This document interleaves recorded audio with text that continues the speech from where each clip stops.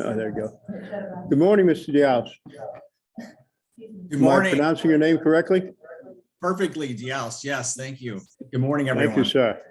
Just to let you know, I'm the committee chairman, Al Goldstein, and you're going to have 30 minutes with your interview today.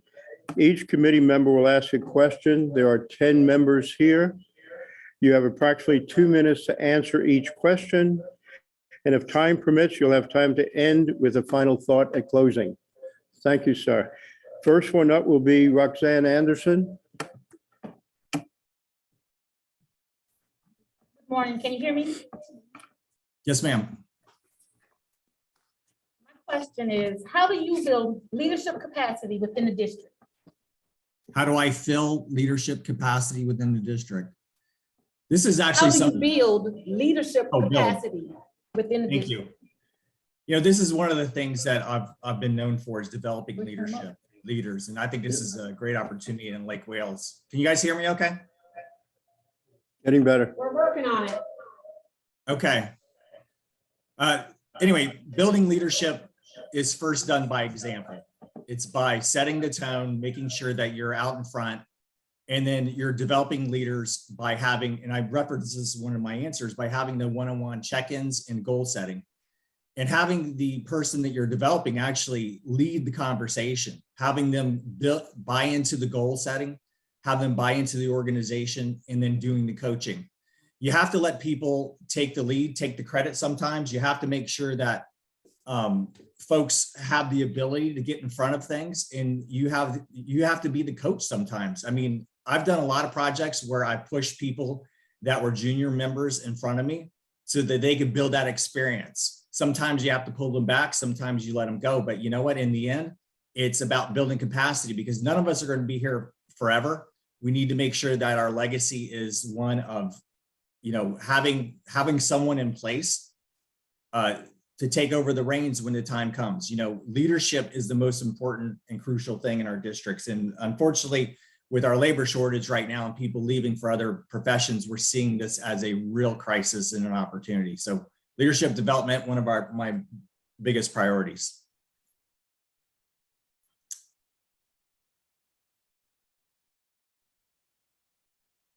Thanks. Can you guys hear me okay? Yeah, we can. Can you hear me now? Okay. Yeah, I think we got the.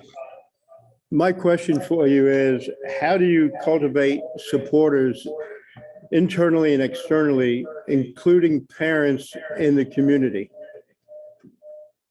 So this is something I've been a principal at 3 different schools at 2 different, you know, both elementary and secondary. And I think what you have to do is you have to lay out a very clear vision based on the community's expectations. Having stakeholder input, having people have the ability to tell you the good, the bad, and the ugly. You know, we all have to come together to address this. People have to feel part of the solution. Never do you want people to feel part of the problem. You want people to be solution oriented. Tell us what's going on. Tell us what your ideas are and how can we come together to do this. When people are included, they rise to the occasion. Whenever a leader thinks that they know all the answers and they want to start excluding folks, it falls apart quickly. You need all the partners and players at the table. You need to make sure you get the appropriate input, and you need to have everyone feel valued. And I'm the kind of guy that I'm going to ask you for your opinion because I want to hear everyone at the table. And if someone's not talking, I especially want to hear from them, because sometimes some of our most disenfranchised folks are not apt to speak up, and we need to hear from them. We need everyone's point of view to make sure we're well-rounded, we represent everyone, and we're moving forward in the right direction. Thank you. Shelley Jacobs?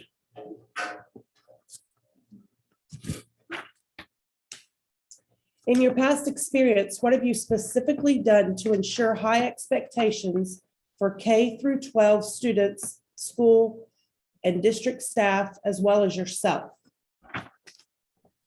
So I think what we have to start with is not accepting the status quo.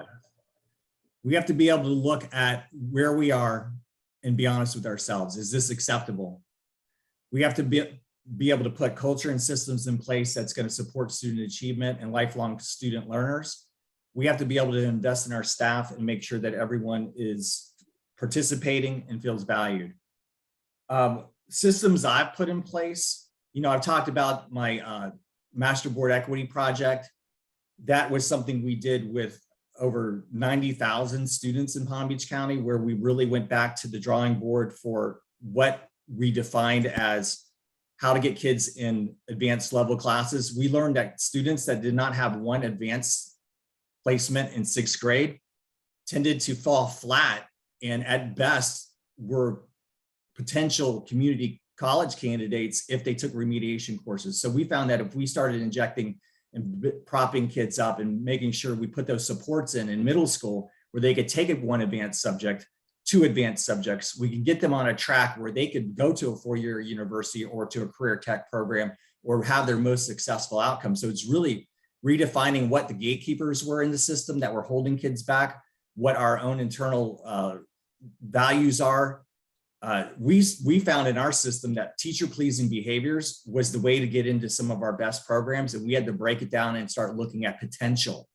When you look at potential, you look at first-time college course takers, you look at the supports build needed. In elementary school, I was trained in the Florida Inclusion Network scheduling process, where we really looked at taking our most fragile students and planning for them first. I find that in many, many systems, you have your fragile students, your ESC students, exceptional students, English language learners, they're often an afterthought. The schedules are built based on some adult preferences and maybe some, hey, we think that this is the group that we need to push forward. But really, when you look at your most fragile students, build those schedules first. You really get the most bang for your buck. Otherwise, you start trying to fit those kids in and you can't. Disjointed services, they're running around school, they have little clocks on their desk trying to figure out where their therapies are. You really have to take that approach where you're looking at your most fragile groups, build the supports around them, and then fill in and really decide what is the why for your school. What's the why for your school center? What are the things that you're trying to do and get accomplished? So I find that having a strong core curriculum, having strong beliefs that all students can succeed in building those supports in that scheduling process and allocating the resources necessary benefits all the students. Thank you. Good morning, PJ. Can you please describe your leadership style, specifically how it applies to the administrative staff and the principals within the district? Thank you. Good morning. I really appreciate that question. Right now I have, I'm the director and I have 49 charter schools. So I work with 49 principals, and I give technical assistance, but in my previous role, when we were doing the Master Board project and I did some very large projects, I tend to get input. I tend to collaborate. I tend to make sure that everyone knows exactly what we're trying to do and why we're trying to do it based on the input that they've given us throughout the year. Surveys, making sure we know if it supports the strategic plan. It's just not some wild idea I thought up. It has to be supported throughout the system. And then we get input. In my current role with charter schools, we had an opportunity around Senate Bill 7026 and 7030, which is our safety initiatives, to really delve deeper into our drills, making sure we're compliant within the law, making sure we were doing our threat assessment meetings, making sure that we really did those pieces. And I met with principals and I said, look, the number one thing you have in your building is safety. If anything goes wrong in your building, this is on you. And every student needs to feel safe. They need to be secure, and you need to do it in a responsible manner. Having lived through the Marjorie Stoneman Douglas High School tragedy, and my better half, Jen, was just started as an ESE director down in Broward County when that happened. We lived through that tragedy. We know what it takes, to go through something like that. Hopefully no one ever has to do that again. And out of that came 7026 and 7030. So that's been a real highlight of what I've been trying to push through, and just telling the stories about, hey, system breakdowns, we can't have those. We have to be able to explain the benefits.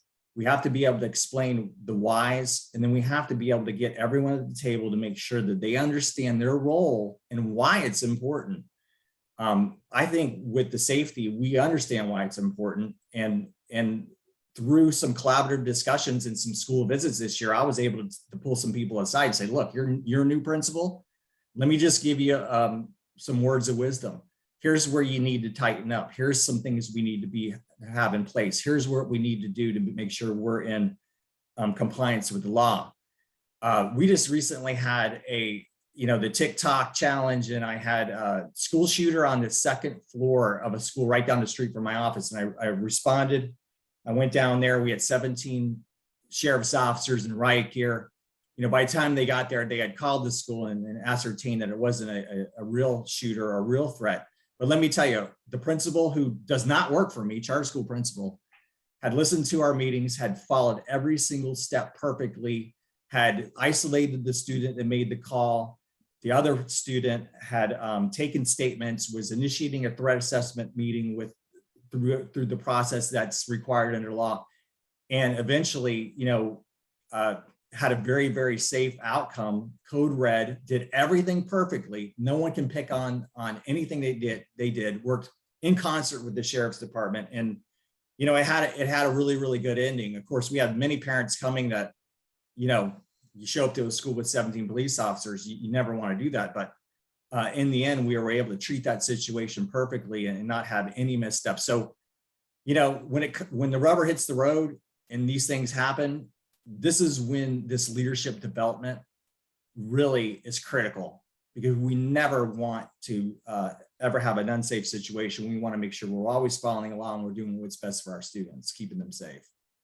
Thank you.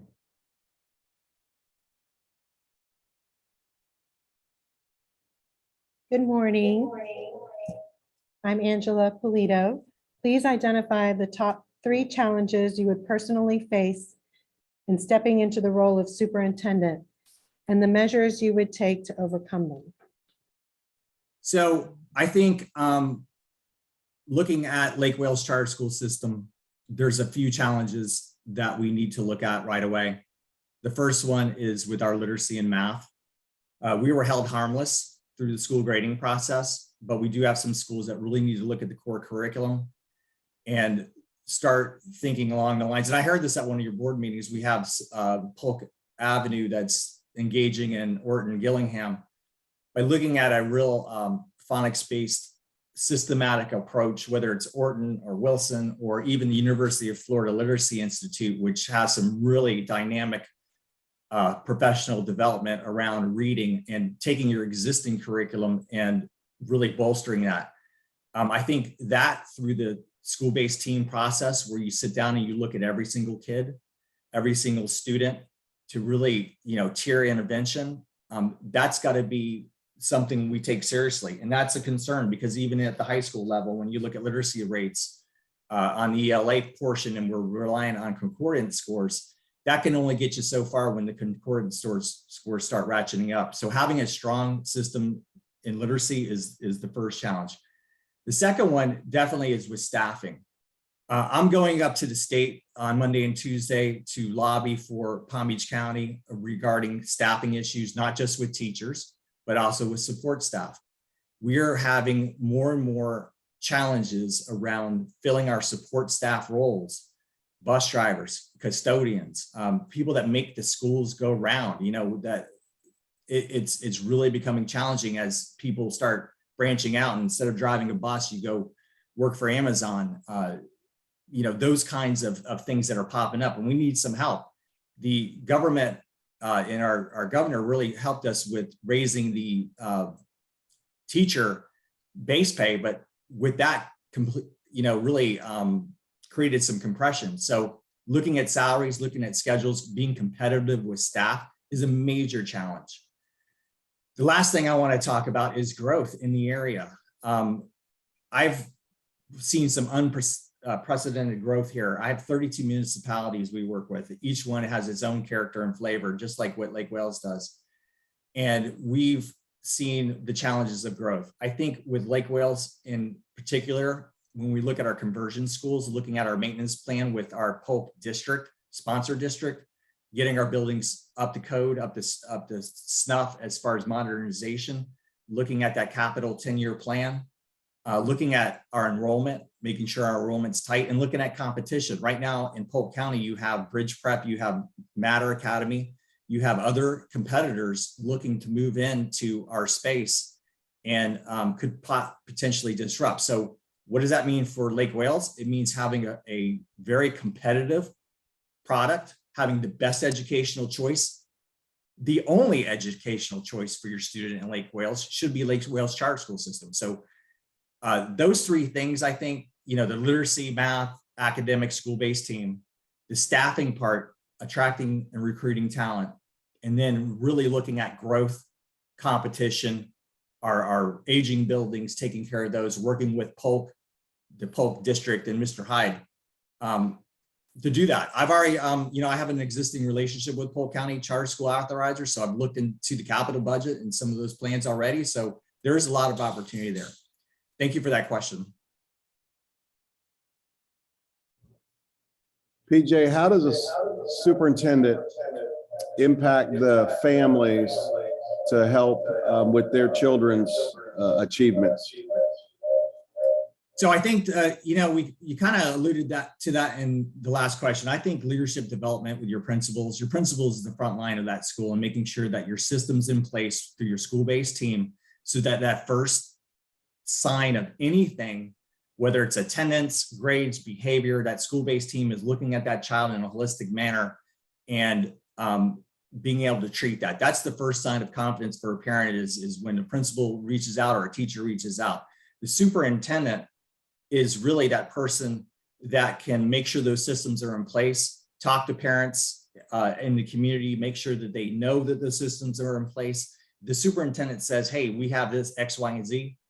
The superintendent better make sure that you have it, because you don't ever want to be embarrassed or overpromise something that is not happening. And I've seen that happen before, where you think systems are not tight. So having a strong sense of accountability around your schools, making sure that when you're in the community and you talk about what's going in the schools, that you're in the schools, sitting in those school-based teams, so that when you do talk to parents, you know what's available. You know that you have a social worker. I think one of the schools I listened to on one of your meetings is looking at attendance. They have social workers talking with parents about the importance of coming, knowing what resources you have and what you can and can't do. That superintendent is the face of the school. You got to make the school system, you got to make sure that you're out in the community, being that cheerleader, being that face, showing off why your schools are such an important and vibrant part of the community. Without great schools, you don't have a great community. We have to make sure that the superintendent is able to reflect that in all his actions, her actions, and all behaviors and everything every person feels part of. I think the last part with parents, they have to feel welcomed and invited to be participants. Not all parents naturally have that instinct to ask a question or challenge a teacher. So you have to elicit those responses and really get into those communities and make sure that you have the supports needed so people feel comfortable in asking, how do I help my child? And when you go back to school safety and you go back to early warning systems for academics, it's parents that are able to advocate for their own children, make for a better school system. Thanks.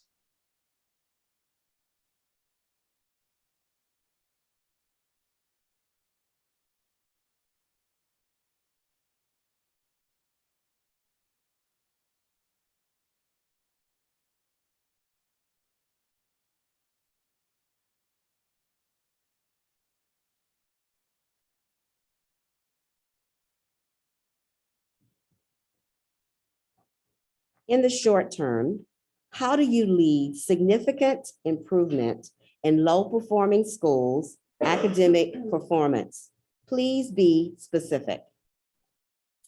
So, looking at the data, it's pretty evident that we need to get into those schools and really find out what our capacity is around staff, professional development, and what our principals are doing to support that work. And I believe, and I'm gonna keep hitting on this point, your child study team or your school-based team where you make those decisions on your most fragile students is a big part of that. I kind of talked about that process. You know, you have a multidisciplinary team. You look at every aspect of the child, what do they need? We make sure that they're safe, they're fed.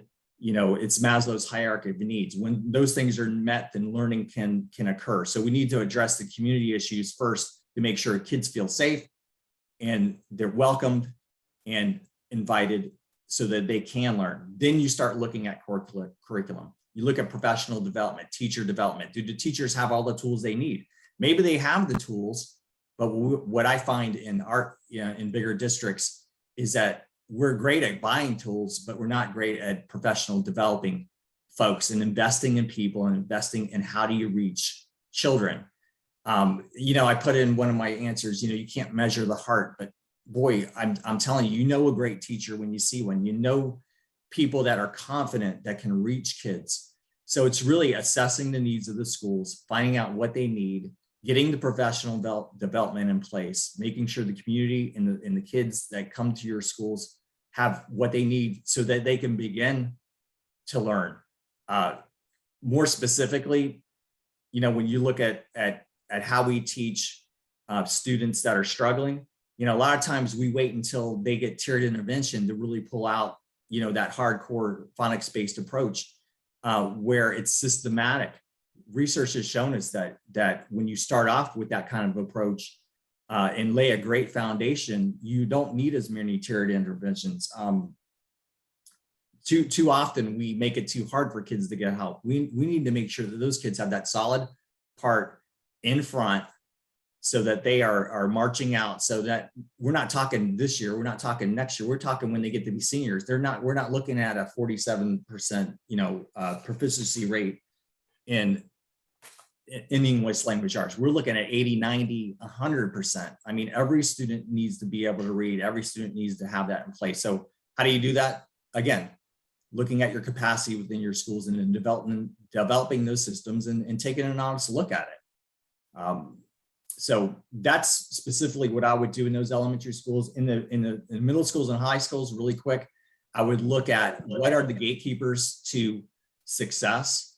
Are there systems in place? Is everyone at the table communicating? A lot of times we get departmentalized and we don't always get talking to each other. So again, those interdisciplinary teams are critical so that everyone knows if we're talking about Johnny or Sally, everyone is seeing the same picture from different points of view so that we can holistically put that child back together and give that child what they need to succeed. So many times we get too busy, but that's no excuse. We can't be too busy to save kids. We have to be able to come together and really put our collective minds together to help kids out. Thanks. Lindsay, say.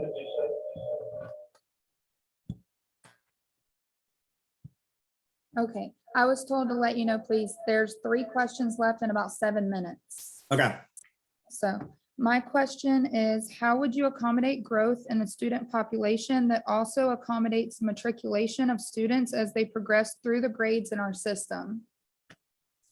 Being a high performing charter school system, we can work with the sponsor to adjust our enrollment projections.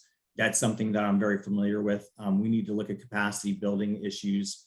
And we really need to be cognizant of any potential growth plans in the future. At some point you hit maximum capacity. So you look at either partnering with other charter schools, you can look at expanding.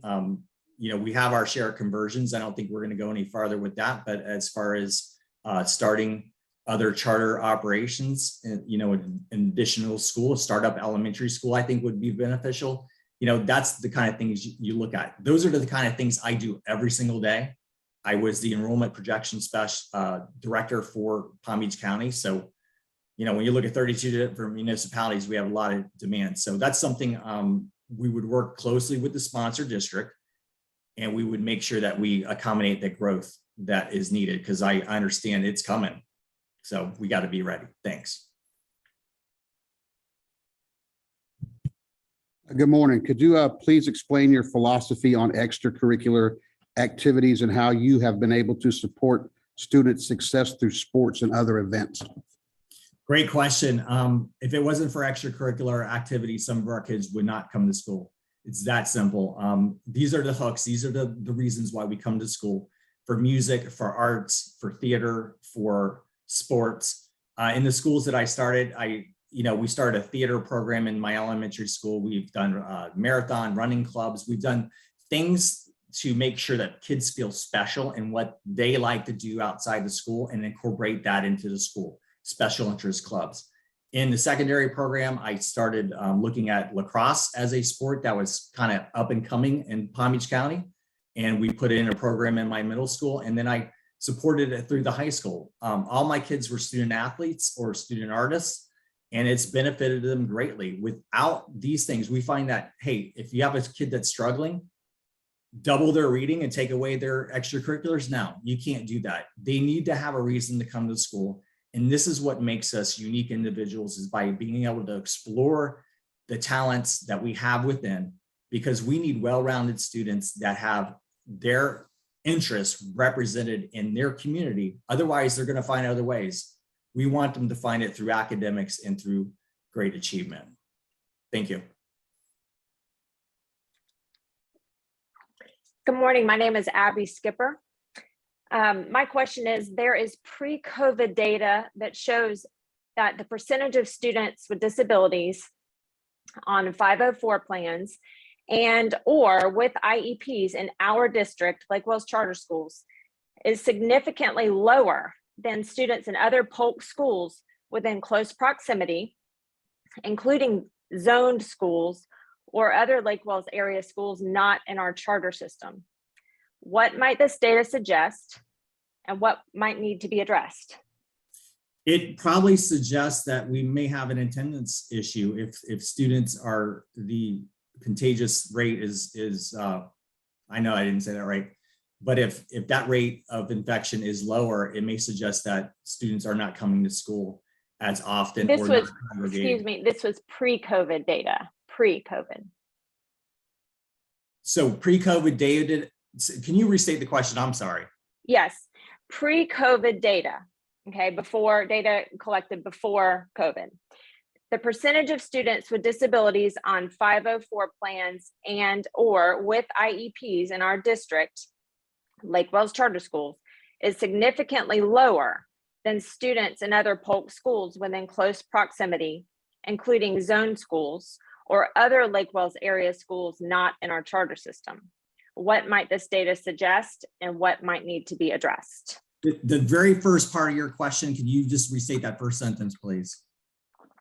The percentage of students with disabilities on 504 plans and or with IEPs in our district, Lake Wells Charter Schools, is significantly lower than students in other Polk schools within close proximity, including zoned schools or other Lake Wells area schools not in our charter system. I apologize. I'm having some audio issues with that, but okay. So the percentage of disabilities being lower could be one of two things. One is either we don't identify students at the same rate, or we're really good at tiered intervention, or perhaps there are special programs that Lake Wells Charter School does not offer, that we have to accommodate high incident kids somewhere else in a district run program. I would like to believe that it's because of tiered intervention, and any school system that has a school-based team or child-based team that has interventions in place that are allowing children to succeed and include them more often, will see less incidents of kids actually qualifying for disabilities overall. That is actually the goal of the system. When we look at 12 to 14% as a going rate around the state with the ESE goals, and I know we have a big controversy with some of the access points, and that's one of the things we're going to be talking about on Monday and Tuesday with Mr. Oliva. We want to make sure that we're within normal rates, that we're not over-identifying, but we also want to make sure we're not under-identifying. We have to have that balance, but having a strong core curriculum, having tiered interventions in place will keep that rate either at or under our state average. Mr. Diaz, I want to thank you. And let you know that we will be reporting to the foundation and you will be hearing from them. Hold on one second, please. Here we go. We'll be reporting back to the trustees on January 24th. And we, for your they will be bringing you up as consideration. You got to excuse me, my voice has been gone for 10 days and I'm choking as I'm talking. The trustees will then determine who they will be inviting to the interviews, which will be held on February 10th and 11th. I want to wish you luck. And thank you for your interest in participating in this process. Thank you. I want to thank everyone for the opportunity and I look forward to meeting you soon. Thank you.